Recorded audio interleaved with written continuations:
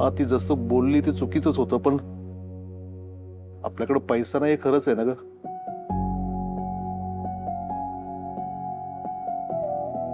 अहो जाऊ द्या हो. नाही पमा, थांब, मला बोलू दे.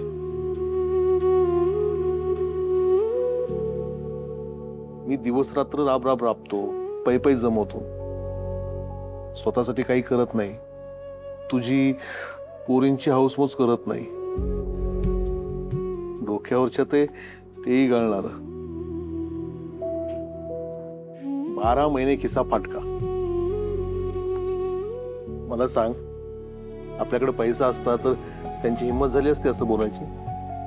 तुला कमीपणा वाटला नसता. माझ्यामुळे तुला कमीपणा वाटतो ना? अहो असं काही नाहीये. मित्र फिरायला किंवा हॉटेलिंगला जायचे तेव्हा मी ओव्हर टाइम करायचो. वाटायचं की आत्ता वाचवलेले पैसे पोरींच्या उपयोगी पडतील. तर लग्न करतोय तरी काहीच नाही हातात, रिकामीच. अहो असं काय बोलताय? नाही, खरंच. मनात किती स्वप्न असतात बापाच्या. माझ्या पोरीच्या लग्नात लोकांनी सुभाषनं थाटामाटात पोरीचं लग्न केलं बरं का, असं म्हणावं. पोरीच्या लग्नाचं स्वप्न पूर्ण होईल, पण समाधान नाही मिळणार ग. अहो कोण बोलतो तुम्ही कमी पडलात म्हणून? आणि त्या साक्षीच्या मम्मीच्या बोलण्याचा विचार नका करू.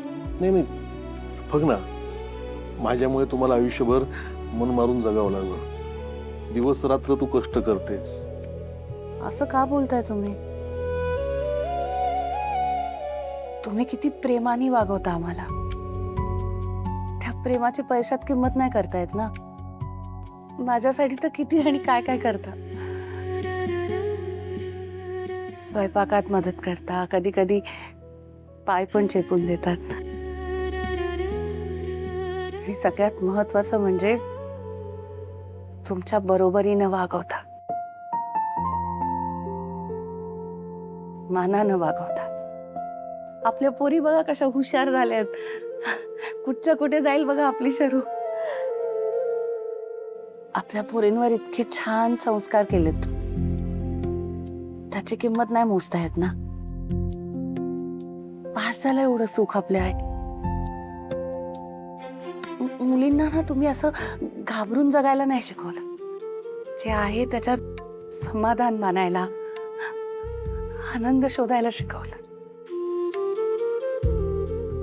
हीच खरी श्रीमंती आहे. तुमच्यासारखा नवरा आणि बाप मिळायला नशीब लागतं. आम्ही किती नशीबवान आहे ते आम्हालाच माहिती.